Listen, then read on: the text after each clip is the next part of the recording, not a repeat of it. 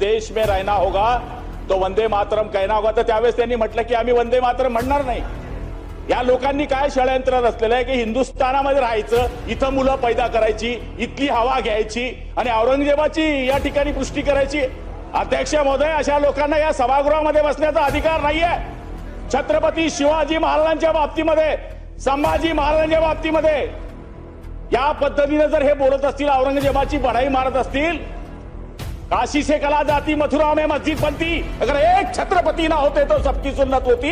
अशा छत्रपती शिवाजी महाराजांच्या बाबतीमधल्या असे जर उद्गार हे औरंगजेबाची औलाद काढत असतील तर अध्यक्ष महोदय यांच्यावर देशद्रोहाचा गुन्हा दाखल केला गेला पाहिजे. अध्यक्ष महोदय, ज्यांनी धर्मांतर करण्याकरता किती लोकांना इथं धर्मांतर केले, किती लोकांना वाटवलं, किती मंदिरं उद्ध्वस्त केली, अशा औरंगजेबाची पुष्टी या सभागृहामध्ये केली जाते. अध्यक्ष महोदय, हे सभागृह आहे, हे धार्मिक सभागृह नाहीये. हे सभागृह कायदा बनवणारं सभागृह आहे. इथे जर तुम्ही कोणाची पुष्टी करत असाल अध्यक्ष महोदय, ते निषेधार्ह आहे. म्हणून अबू आझमीवर कारवाई केली पाहिजे ही आमची मागणी आहे.